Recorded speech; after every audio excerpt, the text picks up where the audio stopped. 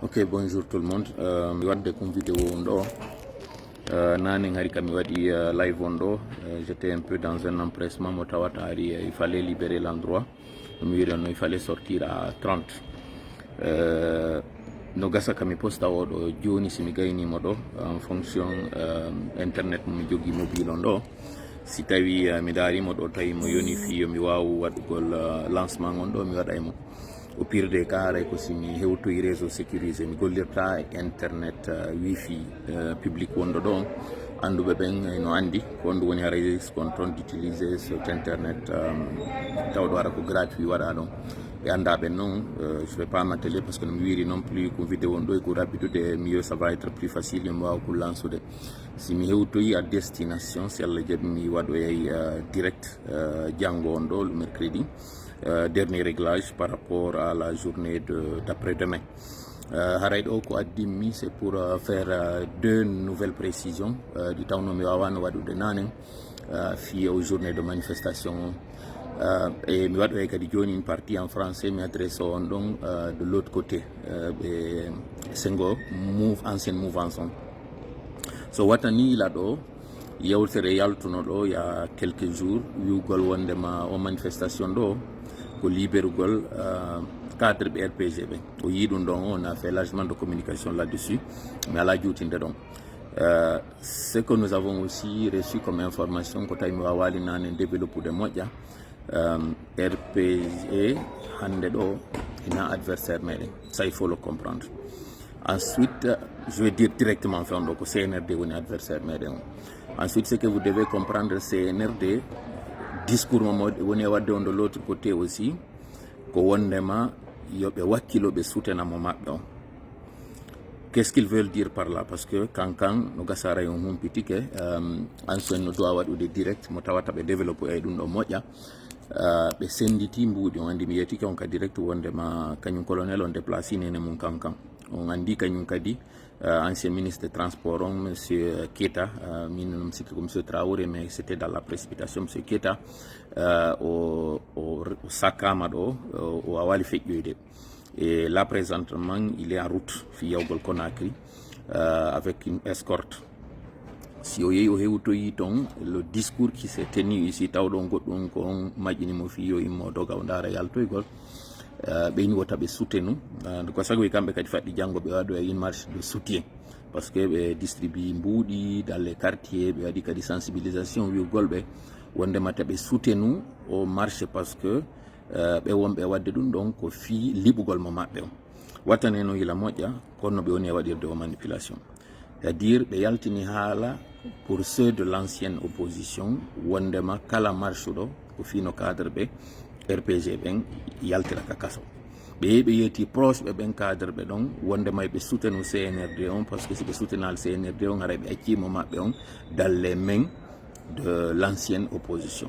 La manipulation mo CNRD woni e waɗude on il faut faire beaucoup attention parce que hande ɗo c'est le sauve qui peut. On est tellement paniqué que tous les moyens sont bons. Et vous allez voir à partir de demain, ils ont des conditions qui m'imposent, et ce n'est pas pour fortuit qu'il y a autre mais on a tout dossier de 28 septembre, ce qui veut dire que le capitaine Moussa Dadis Artou. Il y a certains de ses proches qui veulent aussi en fait tenter de faire certaines médiations dans les jours à venir, certaines arrestations peut-être, certaines personnes qui vont soutenir wonɓe yara ko wiyaɓe proche kañum capitaine on ɓe inni wondema si ɓe soutenir chronogramme ɓe waɗi on e durée de transition on ɓe wallina fi dossier 28 septembre on c'est à dire ɓe utilise mo kala piwunkun ko faala kuma piwunkun o huuli kon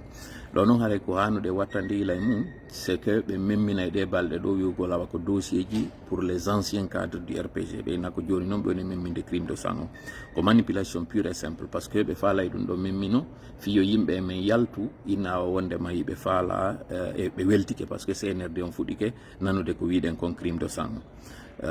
fi oppose-gol en RPG on parce que hande ɗo monsieur Alpha Condé ko baloré timini noon ko baloré siɗa joude ballon on arowo e baloré fi markugol kama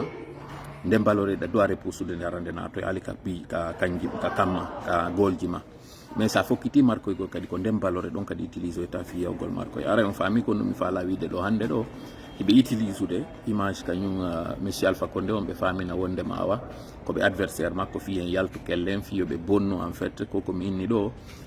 union sacrée. Et quand je dis union sacrée, encore une fois, femme,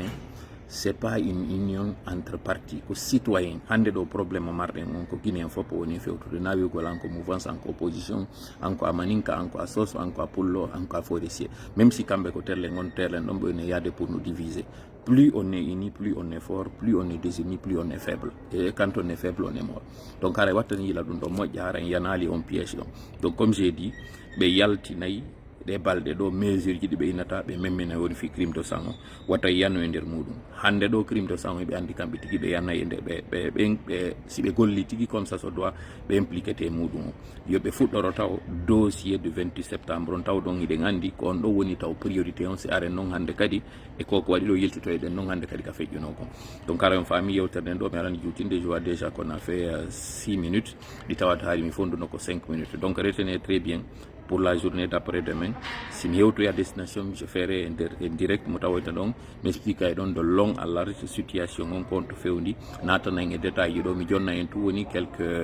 quelques développements d'économie à avoir détails de naning. Si vous avez yobgol mbudi ka duma militant be wombe ben kankanton c'est parce que be huli journée on si be yaltini au discours do ande be diviser woni yobgol wondema c'est un tawti marche on do ko cadre BRPG be yabe yeto be da kanyum kadi ko be fala nande ko bilani to do parti en français. Je lance cet appel à ceux qui sont de l'ancienne mouvance présidentielle pour leur dire qu'aujourd'hui, il y a eu beaucoup de billets d'argent qui ont été sortis des caisses pour les distribuer à des personnes pour soutenir en fait le CNRD et pour contrecarrer cette journée du 5 d'après-demain qu'on a prévu le 55-22, ce qu'on a appelé le code 55-22. C'est que vous devez savoir le discours haineux et ethnique qui sont en train de vous servir en disant que si vous vous joignez à cette mobilisation du jeudi, c'est une façon de jeter dans la gueule du loup votre parent, c'est-à-dire le CNRD et son colonel, le chef de la junte, le colonel Laye Mamadi. C'est une manipulation parce que de l'autre côté, ce qu'eux ils nous disent ou disent à ceux qui sont de l'ancienne opposition, c'est que quiconque manifeste ce jour-là, c'est une façon d'aider à ce que les cadres du RPG sortent de prison. Et pourquoi j'insiste sur cette partie, c'est pour aussi vous dire que vous avez en face de vous un défi qui est celui de prouver que vous êtes en train